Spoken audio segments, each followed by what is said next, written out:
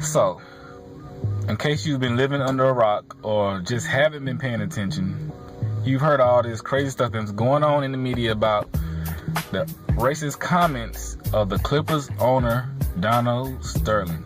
Yes, ladies and gentlemen, racist comments by the owner of the Clippers, Donald Sterling. Now, where can I begin? It's so much, you know. But I'm gonna break this down for y'all, man. I really want to speak to my people, let y'all know what's going on from our perspective.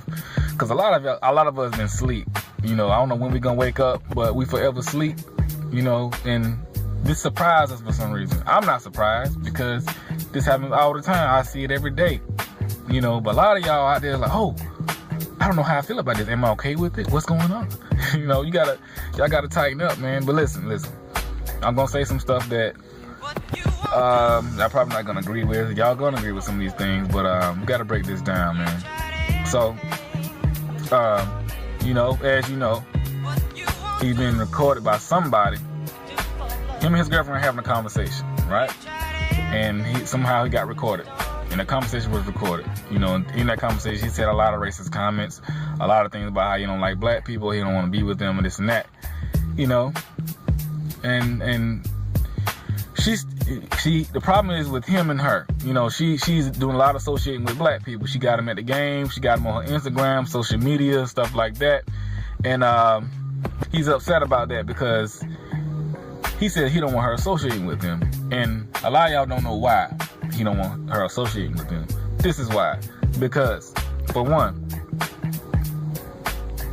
he's in the upper echelon of this society, this world, America, right? You know? And he owns a lot of stuff, he got a lot of money. Plus, if you start to bring black people up in this circle, it's gonna mess up the brand. It's gonna dilute what they got going on. You know, all throughout the interview, not the interview, but all throughout the message, you hear him talk about culture. And you gotta go listen to the extended version. He talks a lot about culture, that he's raised in this culture. We live within this culture, and this is the way it is. This is how it gotta be. And you hear them talking about, he said something about Israel with white Jews and black Jews, and how black people and black Jews are just mistreated, and that's just how the way it is. And he's not gonna mess up that culture. See, what he's saying is, look, this is a clear man, white supremacy. He's a white supremacy. Yes, ladies and gentlemen, don't be afraid. I said white supremacy, but that's what it is. And white supremacy is establishing and keeping this culture that many people can't get into alive. You know, when you look at it, let's break down this culture thing for a minute. When you look at, when people are gonna say, well, all white people are not racist. Now, all white people are not racist. Don't think about all white people are racist. But there are certain white people that live within this culture of white supremacy and this mindset, right? This mindset. And everything is cool. Everything's okay until you start to break through that culture, man. And you start to penetrate that culture. And they can't have that, because if one person starts to penetrate, then everybody gonna start to penetrate. You feel me? And they must keep a certain standard. And I was surprised when you started talking about the Jews and Israel, because they gotta keep a certain standard, a certain legacy going on. And the thing is, let's go back a little bit. Look at what happened with Trayvon Martin, right? You know, people say I don't see color. We live in a post-racial society. But when George Zimmerman was on trial, you see all these white people come out of the woodworks in support of George Zimmerman. And everybody and their mama can see that this dude was wrong. This dude did it because he was racist, man. He did it because Trayvon was black. It was clear as day. But I was a little surprised about that. A lot of white people came out, and black people came out in support of George Zimmerman. You know, why is that? Because they're protecting this culture. It was bigger than Trayvon Martin and George Zimmerman. It was bigger than them. See, the system, it has to be intact in order to keep this aura of white supremacy going. You know, only certain people can be in that. So in order to protect that, they had to find George Zimmerman not guilty, because if they would have found him guilty, the impact of that would have been so great. We would have felt like we got justice. We would have felt like a lot of people would have got empowered by that. And they were sending a message like, no, we still control this. Jordan Davis and what's the dude's name that killed Jordan Davis? I forgot his name, but Michael Dunn. You know, same thing. You know, he got found guilty for so many things and not murder. But it's the system, the culture has to be intact. So with Donald Sterling, he has to keep his culture intact, because he's like, look, don't bring these people to my games, man. They not on this level. I can't be seen with my friends associating with them. Well, even with Magic Johnson. Magic Johnson has done so much for black people, so much for this world. You know, and he even looks at Magic Johnson in a disrespectful way. You know, he like, hey, Magic Johnson is okay. He did a lot. He did a lot of good things, but don't get it twisted. Don't bring him around here. Don't bring him in his level, because he's not on this level. Let him help his little people, but he can't penetrate this. You know, and dealing with his girlfriend. What's the dude's name? Donald Sterling's girlfriend. I'm not gonna say she's not in love with him, right? But I think she's more in love with the money, the culture, and the lifestyle than anything. Because towards the end of the recording, you could hear her start to change her tune. You know, she started to say, "Oh, well, sweetie, let me get you some milk. let me go get you something to drink. You know, don't cut me off now. Wait a minute, I was just a little upset. Don't cut me off." Essentially, that's what she was saying. But she's still upset about what's going on, but she's not willing to. She gave her opinion about how she felt about what he was saying, but she's still not willing to lay that down for him. She said she would take all black people off of Instagram towards the end, because he was really about to cut her off. He was like, look, if you got to come between you and what we doing, you gone, baby. You know, because you ain't getting the picture. And he said, I'll go find a girl who will do this, who understands what I'm trying to do. If you want to be with them people so bad, you know, then you go do that. But me and ours, we trying to do something else. You know, she started to change her tone, because she don't want to leave that. But see, like I said, he don't want to because it's about perception, right? She's black and Mexican, but she doesn't look black. She might look Mexican. She's very, very, very light skinned, you know. And she all throughout the interview said, "Well, I'm mixed," you know. And some of the people on my Instagram are mixed. I thought they was cool, you know, because they're mixed. They're even whiter and lighter than me, you know. And he wants her to be perceived as a delicate white girl or a delicate Latino. He told her this, you know. And by her hanging with black people, she can't pass, you know. And people don't know what passing is. You know, that's when during slavery times and civil rights time, a little bit before that, you have super light-skinned girls and guys, but mainly girls. They will look white, but they really be black. But sometimes they will just pass or hang with the white people so they can, you know, get treated better. You know what I'm saying? And this girl, she can pass. You know, if you don't know her race, if she don't tell you, you don't know what she will be. You know, she will look white or whatever. And so she can pass. And he knows this. He's like, look, don't hang with them. By you hang with them, they see who you are. You know, they see who you are. And I can't have that. I got people calling me, you know, my boys. I mean, it's pretty much what he's saying. I'm looking bad right now because, you know, they think I'm going to bring these people up in a circle, you know. And so she says, well, you got black people playing at your team, on your team. The whole team is pretty much black. And he goes on to say, but I own this team. You know, they playing for me. Who gives them clothes? Who feeds them? Who gives them houses and cars and all the other things? I give them that. You know? So it's a difference. And just for my people who think we made it, we haven't made it. Just because we got, you know, black people got millionaires and stuff like that, you know, we haven't made it. They just feel like, look, we giving y'all these little trinkets y'all have.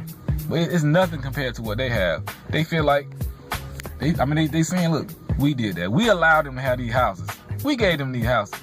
They're not on our same level. We do business with them only so they can generate money for us. But they never be on our level. This is how they think. This is how they see it, man.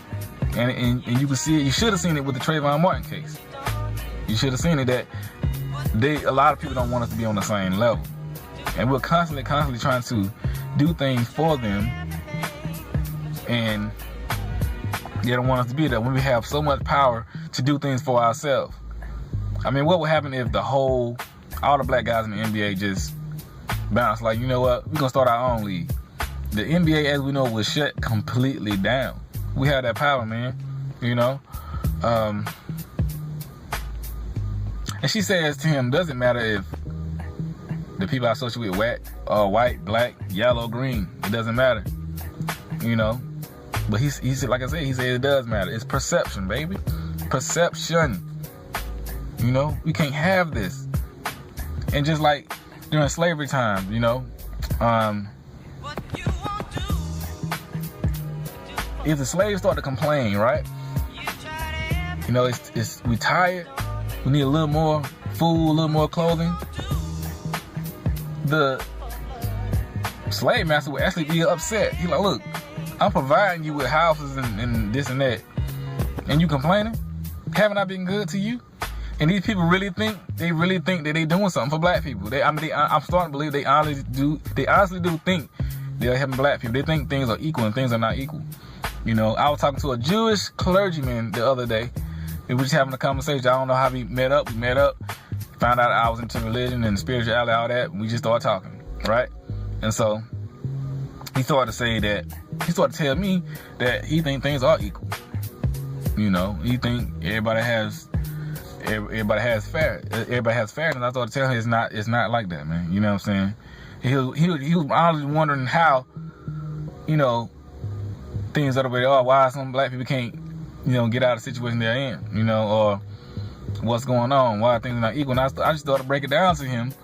You know, he was like, well, you know, Jewish people we came over here and we built our things. You know, you got not indigenous, but you got people come from Africa today come in and get things built.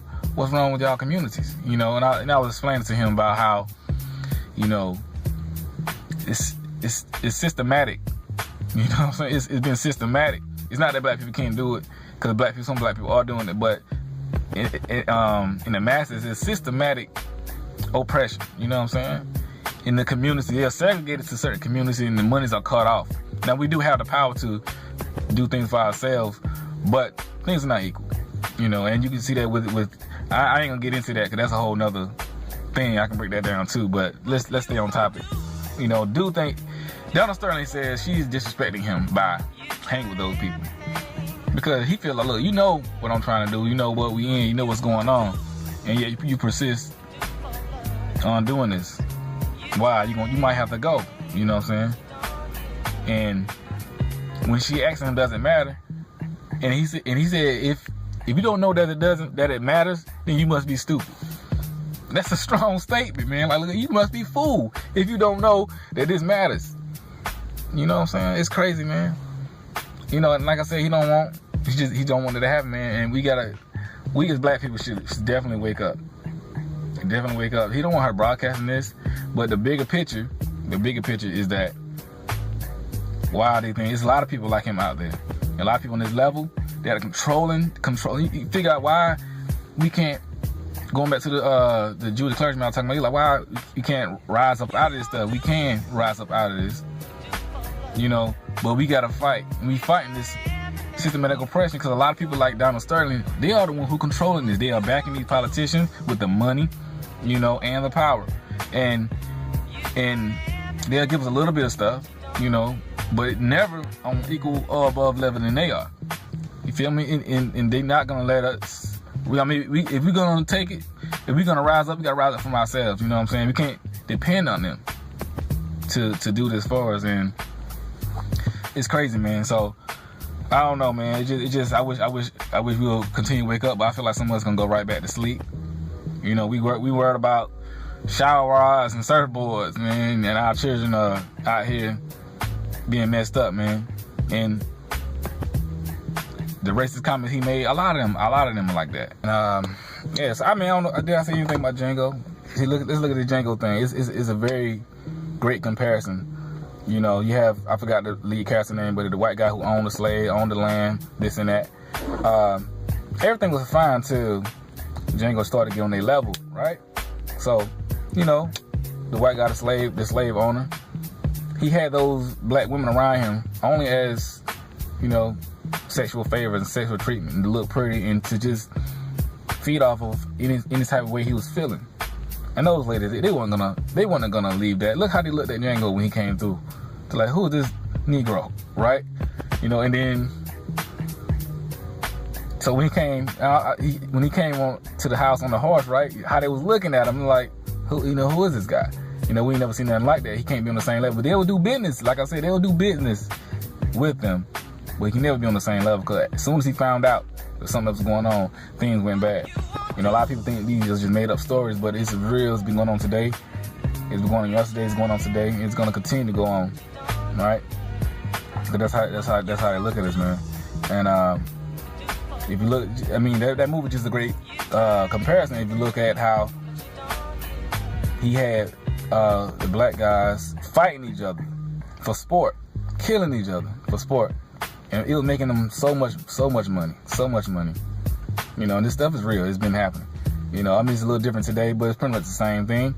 The money, they weren't getting no money then. Black people get money today by, you know, doing what we do in sports and stuff like that. But the money that is making them is crazy. All right? And you got an NFL draft, an NBA draft, all these drafts. I look at it, I'm like, man, look at him. You know, it's like they picking slaves. Like, look, I got this tall guy, and he going for $3 million. That's how I feel. I mean, I know the people gotta make their money. Shout out to everybody, you know, in NBA and stuff like that. You know, but that's how it looks, man. I mean, for real, they pimping us, man. I mean, I think we can do it for ourselves, but it's crazy that a lot of like I said, a lot of people are really surprised that this is being made, and this is made all the time. You know, a lot of these police officers, black and white, but mainly white, feel the way he do, and as a result, you got this police brutality. You know, it's rampant out there, man. It's closet racism. It's not chains and whips anymore. You know what I'm saying? It's education, economics, all that. You know, that's how it's done now. The judicial system, that's how it's done, man. Anytime, all these things going on in the judicial system, that whenever you got the lady, I forgot where she stayed, she left her kids in the car to go for a job interview. She's a black lady, and you got another white lady. She was high or something and left her child on the top of the car in the car seat, and the child flew off. The child is okay, but she pretty much got slapped on the wrist. The black lady is facing jail time, and I think she may still be in jail. You see the difference in so many stories like that. It can go on forever. You know, and that's because it's oppression, man. You know, and black people love to say, once again, you know, it's not where it is. Oh, everything's all right. But when you get up in the system, they show you that it's not all right. And that gives us a little bit of things to keep us quiet. Martin Luther King used to say, you know, turn on the fire hose and, you know, let the children of the ghetto, you know, feel some water. You know, what you call it, man? You know how people in cities, you know, you play with the fire hose, the water, the fire hydrant, the water come out, you know, all the children dance around the water, you know, summertime, stuff like that. You know, cool them off during the summer. We'll give them a little stuff, but they can never rise up. We're not gonna allow that. You know, but you gotta call out, you gotta stop apologizing for being black and call it what it is. Like I said, I'm not surprised by this. You know, this should just be a wake-up call, man. Another wake-up call. I don't know how long it's gonna take us to wake up, but my people, man, we gotta get our minds off this twerking, get our minds off these shower rides and these surfboards, man, and do the real thing, man. Get these minds out here, man. 'Cause our children, they got so much power, man. You know, but we letting them die. You know, it's crazy, man. But anyway, man, I just want to holler at y'all, man. Y'all, everybody wake up, my people. Come on, let's get it in and do the right thing.